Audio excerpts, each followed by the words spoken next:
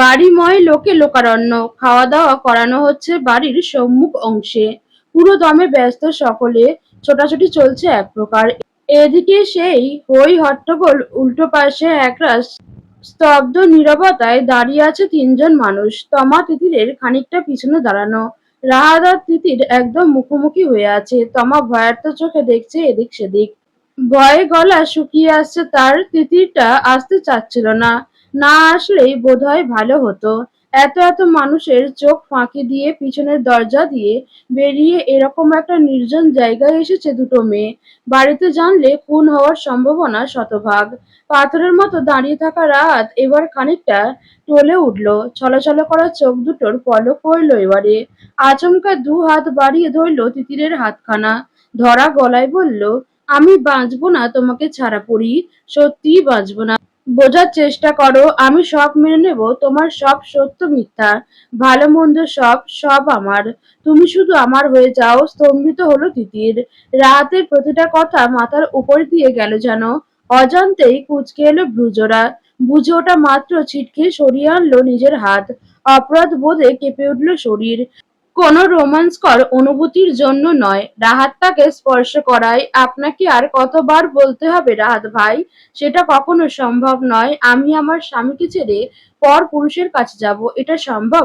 এত বড় পাপ আমাকে মেরে ফেললেও করা সম্ভব নয়। রাহাতের বুকটা হু হু করে উঠছে। তার পরীটা তার সামনে দাঁড়িয়ে, অথচ অন্য কারোর বউ হিসেবে তাকে ছাড়তে পারবে না। সে পরপুরুষ। আহা, কি নিদারুণ যন্ত্রণা!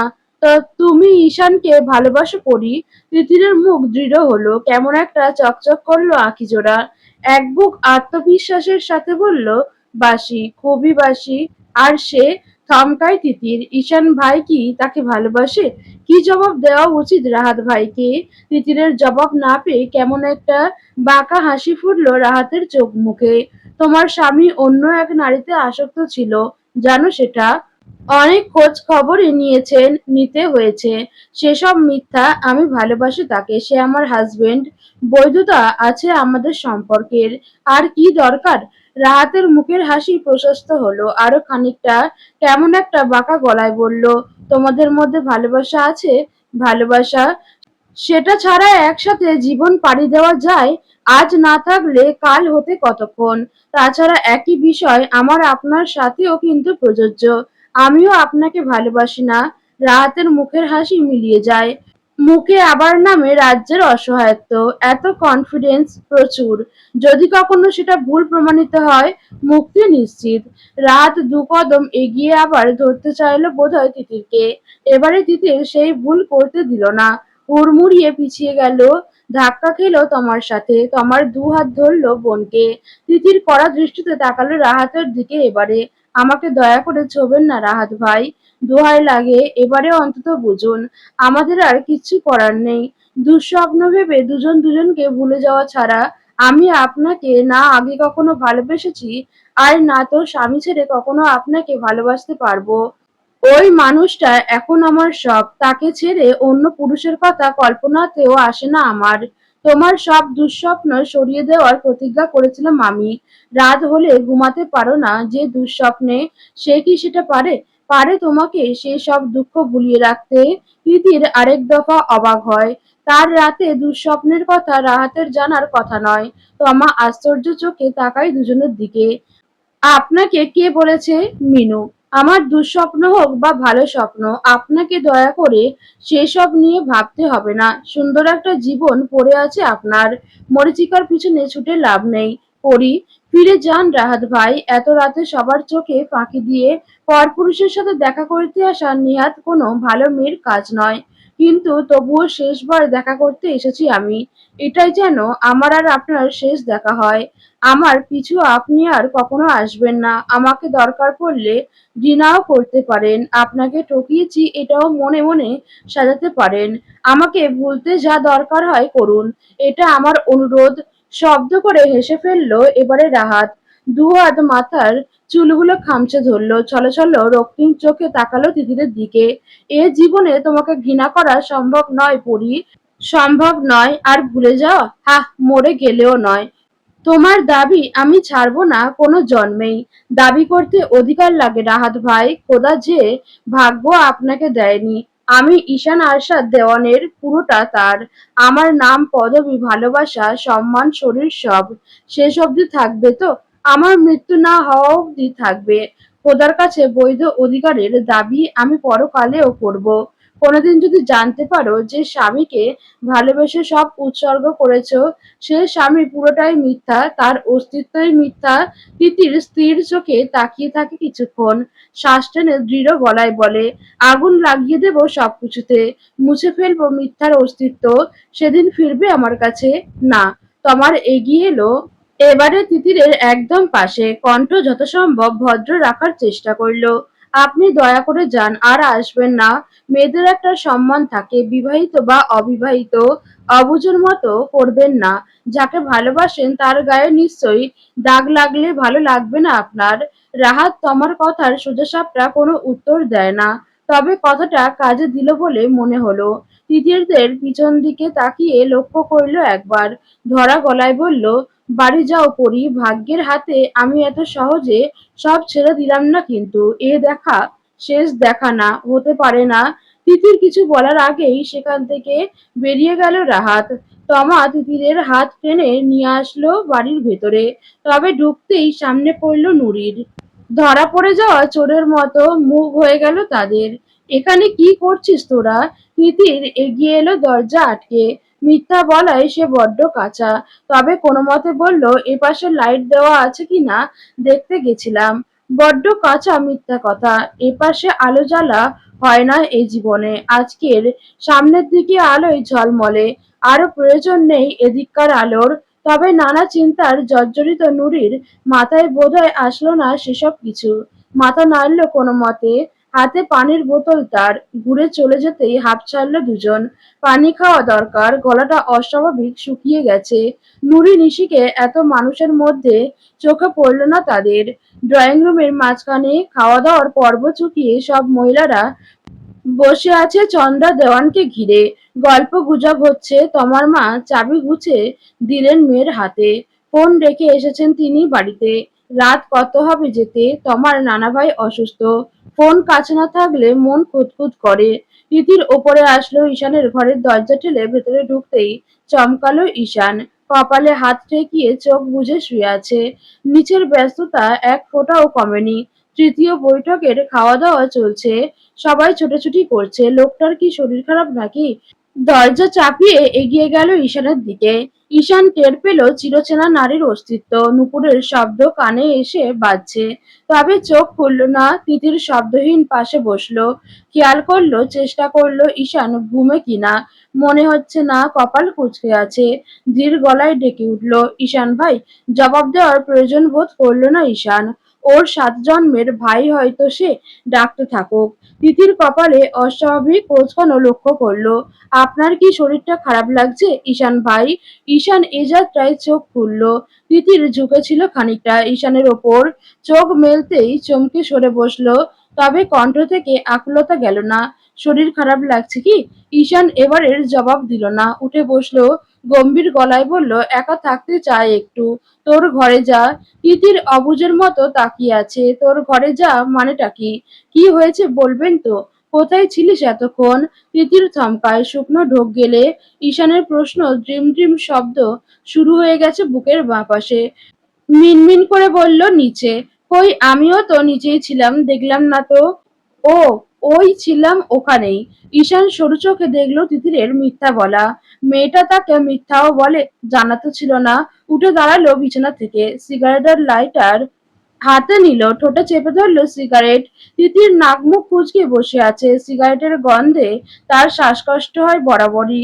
ঈশান এক হাতে পকেটে গুজে অন্য হাতে সিগারেট টানছে। দরজা জানালা বন্ধ, ঘরে ধোঁয়ায় ভরে যাচ্ছে। আর চোখে একবার দেখলো তিতির উসখুস করছে গন্ধ। এগিয়ে গিয়ে খুলে দিল বারান্দার দরজা। নিচ থেকে প্রচুর মানুষের শব্দ কানে ভেসে আসছে। আচমকা বজ্রকঠিন গলায় বলে উঠল, তুই কি ভালোবাসিস আমাকে? ঈশানের আচমকা প্রশ্নে থমকায় তিতির। বুকের ঢিপ ঢিপ শব্দ কানে এসে বাড়ি খাচ্ছে। ঘরের মধ্যে কেউ কোনো কথা বলছে না। ঈশান প্রশ্নটা করেই এক মনে সিগারেট টানছে। উল্টো হয়ে দাঁড়ানো ঘরে পিনপতন নীরবতা। তিতির কি জবাব দেবে খুঁজে পেল না। শক্ত হয়ে দাঁড়িয়ে রইল। হুট করে এই প্রশ্নের কারণ খোঁজার চেষ্টা করল সে বোধহয়। ঈশান তিতিরের জবাব না পেয়ে এই যাত্রায় দীর্ঘশ্বাস ফেলল। গম্ভীর গলায় বলল, রাত এসেছিল কেন? কি কথা ছিল ওর সাথে তোর? খুব দরকার ছিল? তিতির বরফের মতো জমে গেল। চোখ দুটো বড় বড় হয়ে গেল। ঈশান জানলো কি করে দেখে ফেলেছে। তিতির আমতা আমতা গলায় বলে উঠল, আ আ আমি জানতাম না উনি ওখানে। আরেকটা মিথ্যা কথা। ঈশান বাঁকা হাসলো। মেয়েটার দিকে তাকাতেও ইচ্ছে হচ্ছে না। তাকে মিথ্যা বলছে? বাহ, দারুণ উন্নতি। সত্যি বললে মেরে ফেলতো ওকে। সিগারেটে একটা লম্বা টান দিয়ে দৃঢ় গলায় বলল, স্পর্শ করতে দিলি কেন ওকে? হাত ছোবে কেন ও? তিতিরের শরীর কাঁপছে এবারে। মানুষটা সব দেখেছে তাহলে? কোথা থেকে দেখলো? দুপা এগিয়ে এলো ঈশানের দিকে। ঈশানের দৃষ্টি বাইরে অন্ধকার আকাশের দিকে। তিতির ব্যস্ত গলায় কৈফিয়ত দেওয়ার মতো করে বলল, আমি দিতে চাইনি। ঈশান শব্দ করে হাসলো। তাচ্ছিল্য প্রকাশ করলে সম্ভবত। না চাইলে পরপুরুষ হয়ে ছুঁয়ে দেয়। আপনি আমাকে ভুল বুঝছেন। আমি মানুষটাই ভুল। ইটস ওকে ঈশান ভাই। ঈশান দূরে সরে দাঁড়ালো সামনের দিকে।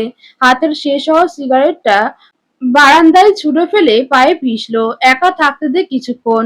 যা এনজয় কর বাইরে। ঘুমোবো আমি। মাথাটা ধরেছে। তিতিরের নিজের অজান্তেই কেমন বাঁ পাশটা দুমড়ে মুচড়ে উঠল।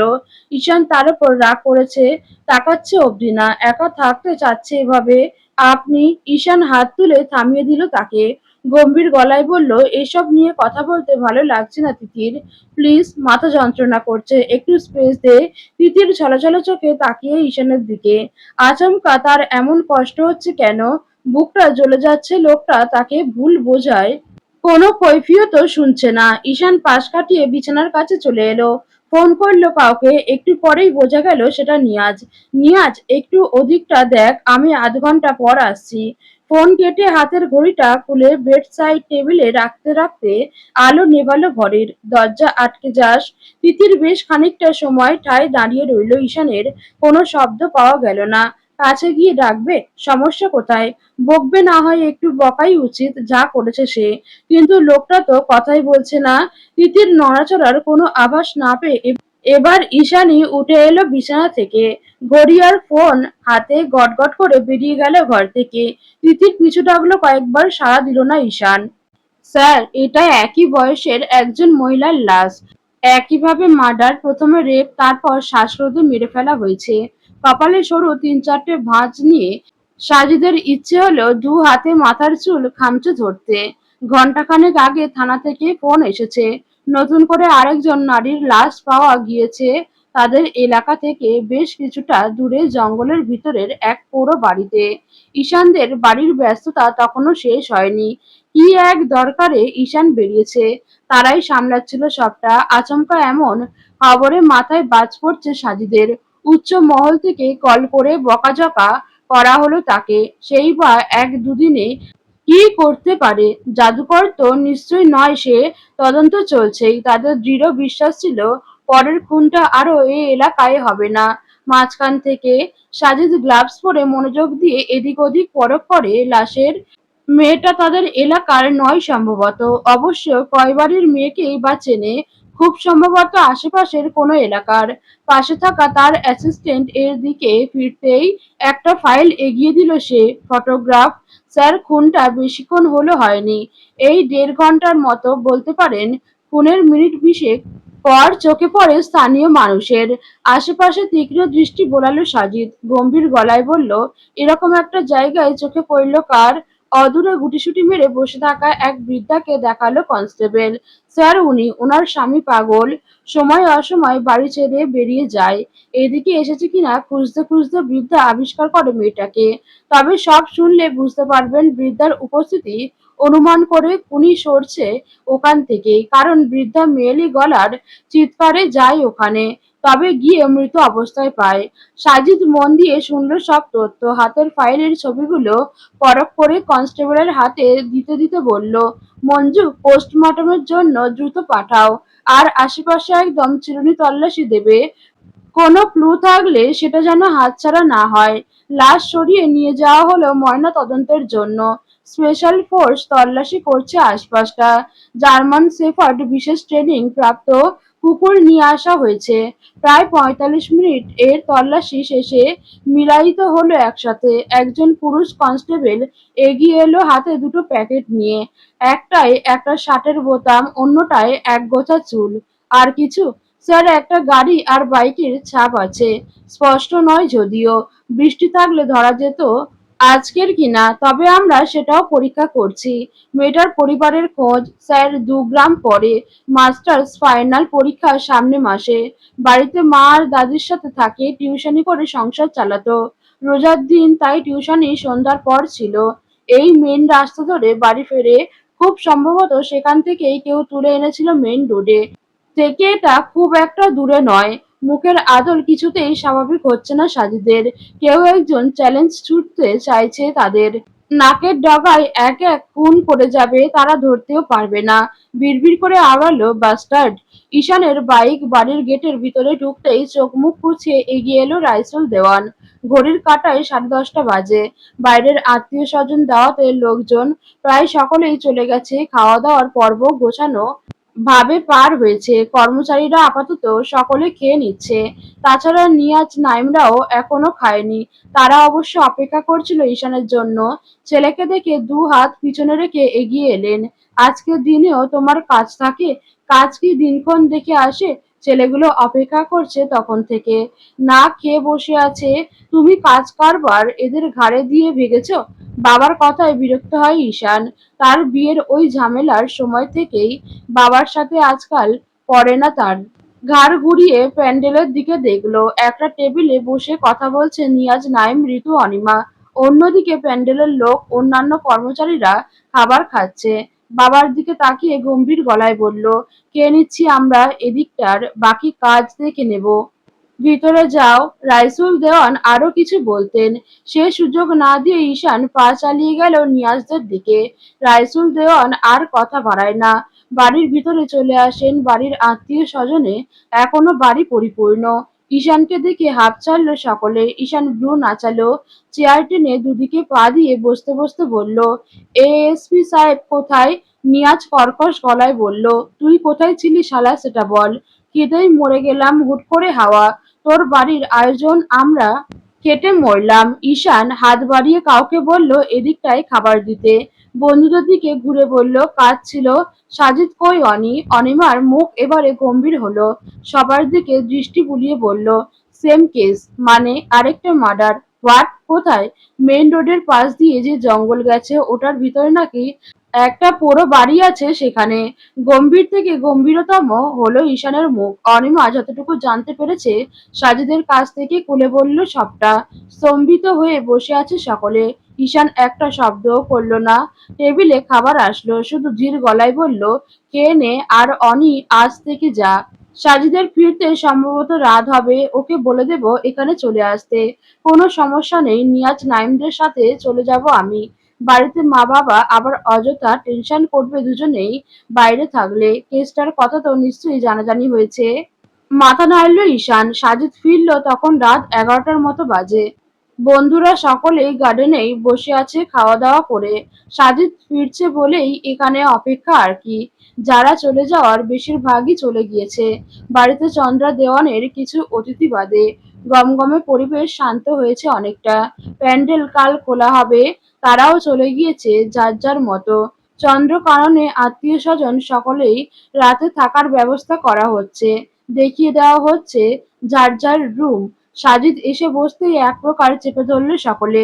নাইম তো সরে এসে পাশের চেয়ারে বসলো একদম। ঘটনা কি রে? অনিমা খাবার তুলে দিচ্ছে সাজিদের প্লেটে। সাজিদ শার্টের হাতা গোটাতে গোটাতে দীর্ঘশ্বাস ফেললো। সালা গভীর জলের মাছ, জাল ফেলছিস না কেন? এত গভীরে যে জাল পৌঁছাচ্ছে না। মেয়েটা জাস্ট কিচ্ছু করতে পারেনি। টাইমিং এর খোঁজ নিয়ে সব ধুয়ে ধুয়ে চার করে যা বুঝলাম, খুব অল্প সময়ের মধ্যে ঘটানো হয়েছে সবটা। পুরো কাজটা করা হয়েছে ধর 50 থেকে 1 ঘন্টা। নিয়াজ বাটি থেকে বড়সড় একটা মাংসের পিস মুখে তুলে নিল। চিবোতে চিবোতে বলল, 1 ঘন্টা অল্প মনে হয়? সাজিদ বাঁকা হাসলো। খাবারের লোকমা মুখে নিয়ে বলল, কম না? রেপ সাথে খুন। বডি থেকে স্পষ্ট বোঝা যাচ্ছে তীব্র আক্রোশ মেটাতে মেয়েটাকে নিয়ে যাওয়া হয়েছিল। ক্রোধের বশবর্তী হয়ে সবটা জেদ চেপে গেছিল হয়তোবা, না হলে টাইমিং লম্বা হতো। মাথার ওপর দিয়ে গেল নিয়াজের সবটা। ঈশান ভ্রু কুঁচকে হেলান দিয়ে বসা, হাতে কোকের গ্লাস রাশভারী গলায় বলল, সম্ভবত ওই বৃদ্ধার জন্যই তাড়াহুড়ো করতে হয়েছে। সাজিদ মুখ তুলল ঈশানের দিকে, বাকিরাও। নিয়াজ বাচ্চাদের মতো মুখ বাঁকিয়ে বলল, কোন বুড়ি? যে লাশ দেখেছে? সাজিদ পানি খেল, স্থির দৃষ্টি ঈশানের দিকে দিয়ে বলল, তুই জানলি কি করে? আমি তো এখনো বলিনি। শব্দ করে হেসে ফেলল ঈশান, যেটা সে সচরাচর বন্ধুদের সামনে করে না। চুলে এক হাত চালিয়ে চুলগুলো ঠিক করো। সামান্য ঝুঁকে বলল, একা তুই গোয়েন্দাগিরি করিস নাকি? আমরা ঘাসে মুখ দিয়ে চলি হু? নিজের পকেট থেকে ফোন বের করে ধরল সাজিদ এর দিকে। এরই মধ্যে সোশ্যাল মিডিয়ায় ছড়িয়ে গেছে খবরটা। দুদিকে মাথা নেড়ে খাওয়ায় মন দিল সাজিদ। বন্ধুদের উদ্দেশ্যে বলল, বাড়ির মেয়েদের রেস্ট্রিকশন দিয়ে দে বের হওয়ার ওপর। আপাতত পুরো এলাকা রেড দেওয়া হবে। অবস্থা ভালো না। কাল থেকে পুরো দমে তদন্ত শুরু হবে। প্রকাশ্যে বাড়ির মেয়েগুলো যেন অবাধ্য হয়ে বিপদ ডেকে না আনে। নয়ন ক্লান্ত শরীরে বসে আছে সোফায়। যা ধকল গেল আজকে সারাটা দিন। যদিও তার থেকে পরিশ্রম বেশি হয়েছে ঈশানের। তাদের দিদার গ্রামের আত্মীয় স্বজনদের নিয়ে যাওয়া হয়েছে গেস্ট রুমগুলোতে। সবাই খেয়ে দিয়ে বসলো, সে রুমেই যাবে। ঈশান এখনো আসেনি, বাইরে বন্ধুদের সাথে। ভাইয়ের সাথে একটু আলাদা করে কথা বলা দরকার। তিতিরের সেই অসুস্থতার সময় খারাপ ব্যবহার করেছিল। তারপর থেকে ঈশান কেমন একটা এড়িয়ে চলে তাকে। মোটেই ভালো লাগছে না এটা তার। ভাইয়ের সাথে সেদিন অমন ব্যবহারে অনুতপ্ত সে। সামনে চকচকে একটা গ্লাস কেউ ধরতেই ঘাড় বাঁকিয়ে তাকালো পাশ ফিরে। তমা এক গ্লাস লেবুর শরবত করে এনে ধরে আছে। একগাল হেসে ইশারা করলো গ্লাসটা ধরতে। নিচ্ছেন না কেন? একদম ঠান্ডা ঠান্ডা। নয়ন গ্লাসটা হাতে নিল, অনিয়া মুখে বলল, সবে ভাত খেলাম। তো রোজা রেখে যে পরিমাণ কাজ করলেন এই গরমে কত পানির দরকার জানেন? খেয়ে নিন। রান্নাঘরে শাশুড়ির জন্য গরম পানি করতে এসেছিলেন রিক্তা দেওয়ান। চোখ পড়ল বসার ঘরে। সে বেশ খেয়াল করে নয়নের প্রতি তমার এত যত্ন। মায়ের চোখ তার, সে যা বোঝে মোটেই ভুল হওয়ার কথা নয়। তমা খুব সম্ভবত নয়নকে পছন্দ করে। বিষয়টা মাথায় আসতেই মিটিমিটি হেসে ফেললেন তিনি। এমন হলে নেহাত মন্দ হয় না কিন্তু। তবে নয়ন, সে এত সহজে মানবে না তাকে, এটা স্পষ্ট টের পায় সে। তিতিরকে তার ছেলে যে গভীরভাবে ভালোবাসতো, এটা তার অজানা নয়। এত অল্প সময়ে এতদিনের ভালোবাসা ভুলে নতুন করে সবটা শুরু করা সম্ভব নয়।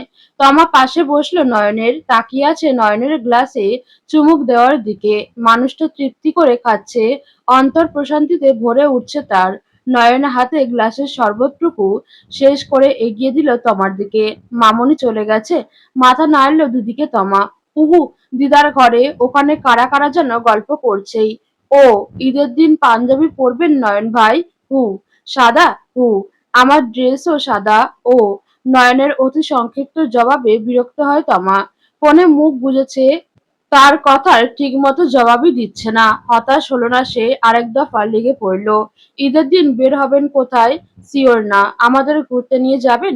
সময় হলে আমি তিতিরকে বলে রাখবো ও ঘুরতে ভালোবাসে কিনা। নয়ন মাথা তুলল। তিতিরের কথা কানে আসতেই সব ভুলে বসে থাকে সে। কোথায় যেতে চাও ঠিক করে রেখো। তমার খুশিতে লাফাতে মন চাইলে বোধহয়। খুশিতে গদগদ হয়ে বলল, পাঞ্জাবিটা পরবেন কিন্তু। ম্যাচিং ম্যাচিং হবে তাহলে। নয়ন জবাব দেয় না। জানে ইয়ারফোন গুজেছে। তমা মুখ বাঁকায়। লোকটা আগে তো এত বোরিং ছিল না। আজকাল কথাই বলা যায় না। এত ব্যস্ততা দেখায় অসহ্যকর। ঘরময় পায়চারি করছে তিতির। সেই কতক্ষণ যাবৎ ঈশান সেই যে ঘর থেকে বেরিয়ে গেল, খুঁজতে নিচে গিয়ে শোনে বেরিয়েছে কোথাও। মন খারাপ করে ঘোরাঘুরি করছি সারাটাক্ষণ। বাড়ি ফিরেছে তাও আধা ঘন্টার বেশি হয়ে গেল। বারান্দা থেকে দেখা যাচ্ছে নিচে নিয়াজ ভাইদের সাথে জমিয়ে গল্প করছে। তাহলে এত রাত হয়ে গেছে, ঘরে আসতে সমস্যা কি? নিয়াজ ভাই না হয় বসে আছে, ওখান থেকে নিশিয়াপুর রুম দেখা যায়। তারা তো ঠিকই চোখে চোখে প্রেম করছে। আলো আঁধারিতে আর এই কাঠখোট্টা লোকটা সেখানে বসে সিগারেট ফুঁকছে তখন থেকে, এ অবধি ৩টে শেষ করলো। রাইসুল দেওয়ান সিগারেট একদম পছন্দ করেন না। ইচ্ছে হচ্ছে গিয়ে ছেলের কেচ্ছা কাহিনী জানিয়ে দিতে। তিতির কয়েক দফা নিজের ওপরও বিরক্ত হয়েছে। রাগ করেছে করুক, তাতে তার কি? তার এত অস্থির লাগছে কেন? লোকটা যে পরিমাণ কষ্ট দিয়েছে, সেও পাক একটু কষ্ট। কিন্তু হচ্ছে উল্টো কাহিনী। ঈশান রাগ করেছে বুঝতে পেরে। তার দিন দুনিয়া কেমন এলোমেলো লাগছে। প্রচন্ড গরম পড়েছে, ভ্যাপসা গরমে কুলানো যাচ্ছে না। দরজা জানলা আটকে এসি ফুল স্পিডে দিয়ে ঘুমানোর সময় এখন। শেষ রোজার জন্য শাওরিতে উঠতে হবে আবার। রাত হয়ে গেল কত, অথচ মানুষটাকে দেখার তাড়নায় বারান্দার দরজাও লক করতে পারছে না। বিছানায় গিয়ে হেলান দিয়ে বসলো। নিয়াজরা উঠেছে চলে যাওয়ার জন্যই হয়তো। ঈশান রুমে আসলো ধীরে সুস্থে। তার দৃঢ় বিশ্বাস ছিল তিতিরকে সে আজ রুমে পাবে না। সে আত্মসম্মান সম্পন্ন মহিলা। তখন ঘর থেকে চলে যেতে বলায় নির্ঘাত আরো ১ মাস রুমেই আসবে না। তবে তার ধারণা এবারে ভুল প্রমাণিত হলো। ঘরের আলো জ্বালাতেই আশ্চর্য হলো সে। বিছানার মধ্যে গুটিসুটি মেরে শুয়ে আছে তিতির। এসি বন্ধ ঘরের, ফ্যান চলছে শুধু। তীব্র গরমে মেয়েটা ঘেমে নিয়ে একাকার। নিজেরও একই অবস্থা তার। এসির রিমোট হাতে পাওয়ার বাড়িয়ে দিল। কিছুক্ষণের মধ্যেই কেমন শান্তি শান্তি ভাব চলে এলো তিতিরের চোখ মুখে। জোরে জোরে শ্বাস নিয়ে সোজা হয়ে শুলো। ঈশান ভ্রুজোড়া কুঁচকে রইল। শাওয়ার নিতে হবে, ক্লান্ত শরীর আজকের। চলতেই চাইছে না। সকাল থেকে এখনো অবধি যা পরিশ্রম গেল, লম্বা শাওয়ার নিয়ে বের হলো। তিতির ঘুমেই আরাম আয়েশে শুয়েছে। মেয়েটার দিকে যতবার তাকাচ্ছে রাহাতের ওর হাত ধরার দৃশ্য ভেসে উঠছে চোখের সামনে। গা জ্বালা করছে সঙ্গে সঙ্গেই। মিটিমিটি চোখ মেলল তিতির। শীত শীত লাগছে বিধায় ভেঙে গেল ঘুমটা। কিছুক্ষণের মধ্যেই ঈশানের কথা মাথায় আসতেই লাফিয়ে বসলো। ঘর নিদারুণ অন্ধকার। ঘড়ির কাঁটার টিকটিক ছাড়া আর কোনো শব্দই নেই। ফোন চেপে সময় দেখে নিল। ২টা ঠিক ঠিক। পাশ ফিরে শূন্য বিছানা দেখে লাফিয়ে নামলো বিছানা থেকে। ঈশান কোথায় শুতে আসেনি। নিজেকে নিজেই থাপ্পড় মারতে মন চাইল তার। এত জলদি একটা মানুষ কি করে ঘুমায়? তখন দেখলো নিচ থেকে আসছে। কতই বা দেরি হয়েছে। এরই মধ্যে ঘুমিয়েও পড়ল। উঠে দাঁড়াতেই সিগারেটের তীব্র গন্ধে বেশ বুঝতে পারল কোথায় থাকতে পারে ঈশান। ওড়নাটা গায়ে ঠিকঠাক জড়িয়ে এগোতেই সন্দেহ ঠিক হলো। বারান্দায় রকিং চেয়ারে বসে সিগারেট টানছে ঈশান। সারা রাত এই করছে নাকি? গুটিসুটি পায়ে নিজের এসে দাঁড়ালো একদম পিছনে। মিহি গলায় ডাকলো, ঘুমাতে আসেননি কেন? ঈশান হঠাৎ তিতিরের কণ্ঠে ঘুরে তাকালো। মেয়েটা একদম নিঃশব্দে এসেছে দাঁড়িয়েছে বিধায় বুঝতে পারেনি। তাছাড়া চিন্তার মধ্যেও ছিল বেশ। তিতির পিছন থেকে সামনে এলো। কঠিন গলায় বলল, সিগারেটটা ফেলে দিন, শ্বাস নিতে পারছি না। বারান্দার দরজা আটকে ঘরে যা। আপনি শুতে আসেননি কেন? সারাদিন এত পরিশ্রম গিয়েছে। ঈশান বিরক্ত মুখে তাকালো, গম্ভীর গলায় বলল, তোকে সেটা নিয়ে ভাবতে তো বলিনি। ঘরে যা। কথা বলতে ইচ্ছে হচ্ছে না, ঘ্যান ঘ্যান করিস না। তিতির নিশ্চুপ দাঁড়িয়ে রইল ঈশানের দিকে তাকিয়ে কিছুক্ষণ। ধীর গলায় বলল, রাহাত ভাই ঝামেলা করেছিল দেখা করার জন্য। আমি শেষ একবার দেখা করতে গিয়েছিলাম। শাট আপ তিতির, অসহ্য লাগে এসব আলোচনায়। তিতিরের মুখ কঠিন হলো এবারে খানিকটা। আপনি যখন রুষার কথা বলতেন আমারও এমনই লাগতো। ঈশানের মুখ বজ্রকঠিন হলো। চেয়ার ছেড়ে শব্দ করে উঠে দাঁড়ালো। তাই শোধ নিচ্ছিস অন্য পুরুষকে নিজেকে ছুতে দিয়ে? প্রতিশোধ? সে ছুঁয়ে দিয়েছে ইচ্ছে করে। ভুল বোঝার সবটুকু গুণ খোদা এঁকে দিয়েছে। ধৈর্যহীন একটা পুরুষ। একটা কথা ২ মিনিট শোনার ধৈর্য হয় না। আপনি আমার কথাই শুনছেন না তখন থেকে। ও তোকে ছোবে কেন? কোন সাহসে? কে দেয় সাহস তুই না দিলে? আমি দেব পরপুরুষকে আমাকে ছোঁয়ার অনুমতি? এটা বিশ্বাস আপনার? ঈশান সরে গেল। রাগ নিয়ন্ত্রণ হতে চাচ্ছে না। এতক্ষণ ভুলে থাকার চেষ্টা করছিল।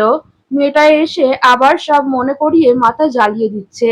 রেলিংয়ে ২ হাত ভর দিয়ে জোরে জোরে শ্বাস নিল। আমার বিশ্বাসে কিছুই আসে যায় না। ঘরে যা, আমাকে আমার মতো থাকতে দে। তিতির গেল তো নাই, বরং ঈশানের কাছে চলে এলো। ২ হাত টেনে ঘোরালো নিজের দিকে। পুরুষ মানুষ সে। জোর করে হাত চেপে ধরলে আমি পারি সরাতে। তাও সরিয়ে দিয়েছি সাথে সাথে। দ্বিতীয়বার আর ছুতে দেইনি। দুদিকে মাথা নেড়ে ব্যঙ্গ করে হাসলো ঈশান। পুরুষ মানুষ? তার জোরের সাথে পারবি না? এটা আগে মনে ছিল না? হাত না ধরে যদি অন্য কিছু করতে চাইতো তখন কি করতিস? তিতির অনিমেষ তাকিয়ে রইল ঈশানের রক্তিম চোখে। আচমকা একদম ঘেঁষে আসলো, মাথা উঁচিয়ে চোখে চোখ রাখলো, নরম গলায় বলল, আপনি তো ছিলেনই, এর বেশি হলে বাঁচাতেন না আমাকে? দু হাতে ঠেলে সরিয়ে দিল তিতিরকে। কঠিন কণ্ঠে বলল, আমি ছিলাম ওখানে সেটা জানতিস? আমি না থাকলে যদি এমন কিছু হতো, অন্য কিছু করতে চাইতো, তখন তখন কি করতি? আটকাতে পারতি তো না? তারপর কাকে দোষ দিতি? নিজেকে, আমাকে, নাকি ভাগ্যকে? উ আমি ছুঁয়ে দিলে ফোসকা পড়ে, আর ওই ছেলের সাথে যখনই দেখা করতে যাস ও তোকে ছুঁয়ে দেয়। খুব ভালো এটা, হ্যাঁ? আজকেও একটা অ্যাক্সিডেন্ট ঘটিয়েছে, জানিস সেটা? সুবর্ণা, যা হয়েছিল আমাদের এলাকায় আবার সেটাই হয়েছে। কালপ্রিট এখানে সেখানে ঘুরে বেড়াচ্ছে। কে জানে আজকের এত মানুষের মধ্যে সেও ছিল কিনা।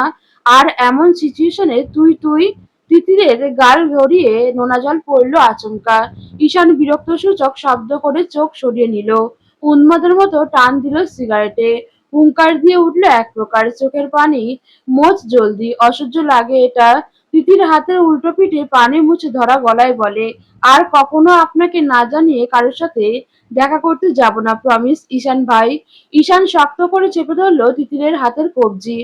হুট করে আঘাতে চোখ মুখ খিচে নিল। ব্যথায় হাত অবশ হয়ে এলো বলে ঈশান ছাড়ল না। হাতটা এগিয়ে নিলে কপালে ঠেকল নিজের। নাক মুখ ডলল নেশাগ্রস্তের মতো। সামনে ধরে দাঁতে দাঁত চেপে বলল, এভাবে ধরেছিল ও তোকে? কেন ধরবে? মেয়েটা ব্যথায় জবাবই দিতে পারছে না। ঠোঁট কামড়ে সহ্য করছে। ঈশান ছেড়ে দিল। ঝটকা দিয়ে দূরে সরিয়ে আরেকটা সিগারেট ধরালো। তিতির মেঝের দিকে তাকালো। লোকটা পাগল নাকি? একটা মানুষ এতটা পাগলামি কি করে করতে পারে? সিগারেট খেয়ে ফুসফুস জ্বালিয়ে দেবে 1 মাসে।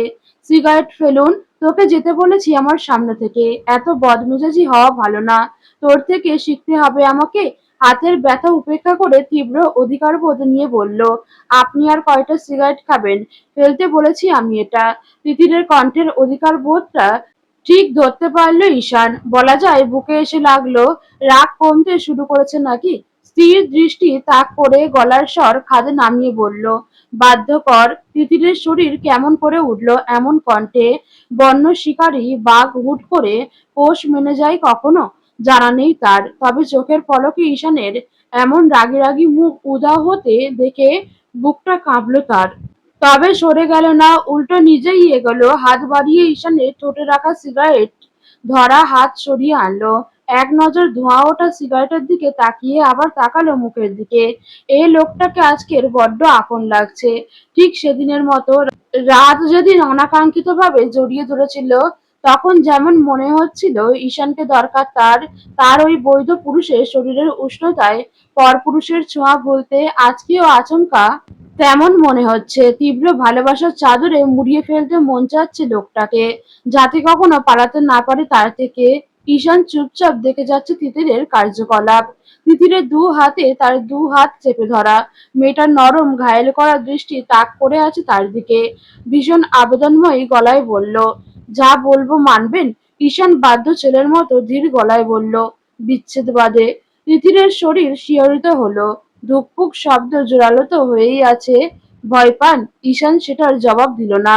মেয়েটা চূড়ান্ত আবেদনময়ী লাগছে। তার রাগ ভাঙাতে এমন করছে বুঝি? ঈশান তিতিরকে রেলিং এর সাথে চেপে ধরে হাসকি স্বরে বলল, কিস মি। তিতির হতবিহ্বল হলো। কোন কথা থেকে কোন কথায় চলে গেল? কিস করার কথা আসলো কোথা থেকে? চোখ বড় বড় করে তাকালো। হ্যাঁ। ঈশান আরো খানিকটা ঝুঁকলো তিতিরের দিকে। একই হাসকি স্বরে বলল, কিস মি, ছেড়ে দেব সব। তিতির আশ্চর্য পড়ে আছে। ঈশানের শেষ কথাটা বোধগম্য হতেই ধোঁয়া ওঠা সিগারেটের টুকরোর দিকে তাকালো। সিগারেট ছেড়ে দেবেন? এটা সেদিনও বলেছিলাম। ওই ঠোঁটের নেশায় স্বইচ্ছায় ধরিয়ে দিলে বাকি সব নেশা ছেড়ে দেব।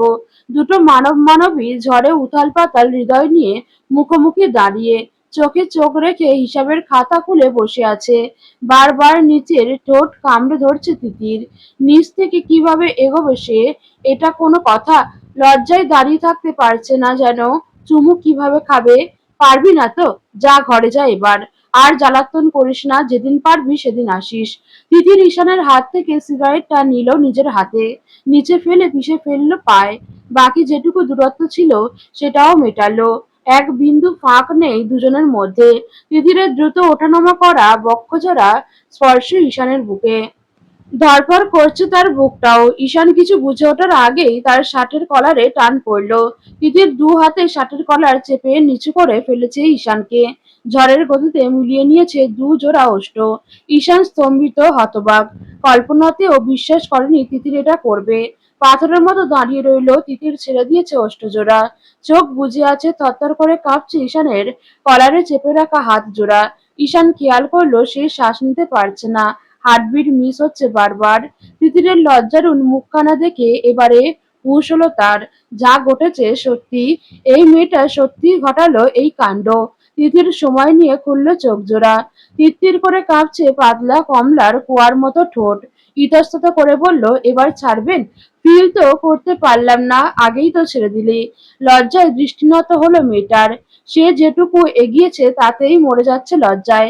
আর কত ফিল করাবে? Once more. আমি আর পারবো না। ঈশান ঘোর লাগা চোখে দু হাত চেপে ধরল লতানো কোমর।